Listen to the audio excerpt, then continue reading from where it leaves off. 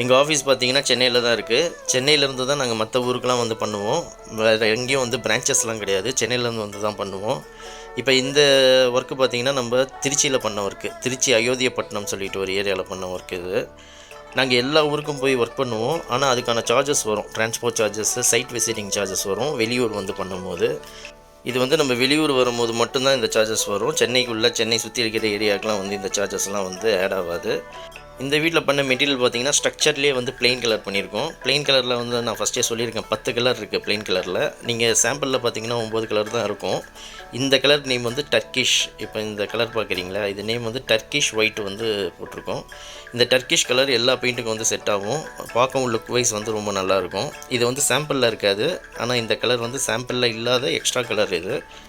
இந்த மாதிரி ஸ்ட்ரக்சர் வந்து நிறைய பேர் வந்து அழுக்கு வந்து இதில் வந்து தங்கிடும் அப்படின்னு சொல்லி பயப்படுறாங்க. இந்த பிவிசியில் மோஸ்ட்லி வந்து அழுக்கு வந்து உங்களுக்கு வந்து நிற்காது. நீங்கள் நார்மலாக துணி வச்சு துடைச்சாலே போயிடும்.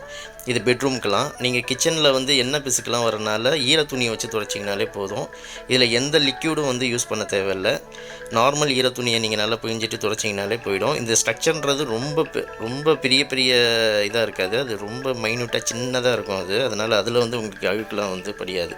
இதுலேயே பிளெயின் கலர் நிறைய பேர் கேட்பாங்க. பிளெயின் கலர் இருக்குது. பிளெயின்னா இந்த ஸ்ட்ரக்சர் இல்லாமல் இந்த க்ளாஸியில் கேட்பாங்க. ஆனால் அதோட திக்னஸ் வந்து ரொம்ப கம்மியாக இருக்கும். இதுதான் வந்து ஹெவி ஸ்ட்ரக்சராக வர்றது தான் வந்து ஹெவியாக இருக்கும் உங்களுக்கு. லைஃப்பும் வந்து ரொம்ப நாள் வரும். இதோட லைஃப் பார்த்திங்கன்னா 8லேருந்து 10 இயர்ஸ் வரைக்கும் கண்டிப்பாக வரும். இந்த மாதிரி நீங்கள் பிளெயின் கலர்ஸ் போடும்போது 1+1 போடலாம். ஒரு கலர் ஒரு டோர் ஒரு கலரு, இன்னொரு டோர் ஒரு கலர், இந்த மாதிரி நீங்கள் போடலாம். ரெண்டாவது வந்து ஃப்ரேம்லாம் ஒரு கலர் கொடுத்துட்டு உள்ள டோர்லாம் வந்து ஒரு கலர் கொடுக்கலாம். நான் நெக்ஸ்ட் வீடியோவில் அது போடுறேன். அது பாருங்கள், அதுவும் நல்லாயிருக்கும்.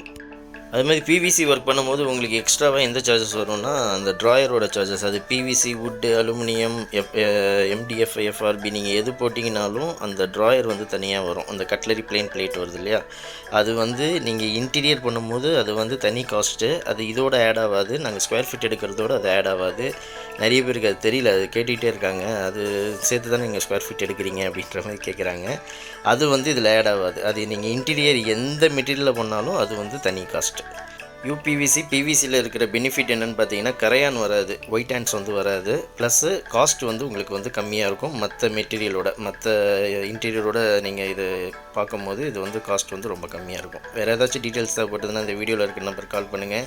இந்த வீடியோ பிடிச்சிருந்தா லைக் பண்ணுங்கள், ஷேர் பண்ணுங்கள், கமெண்ட் பண்ணுங்கள், மறக்காமல் சப்ஸ்கிரைப் பண்ணுங்கள். தேங்க்யூ.